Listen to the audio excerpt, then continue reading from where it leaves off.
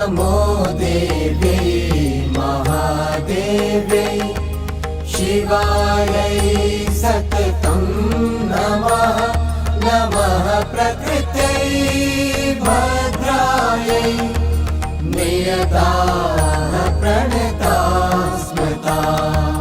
रौद्रायै नमो नित्यायै गौर्यै धात्र्यै नमो नमः।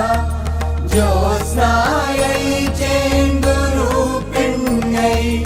सुखायै सततं नमः।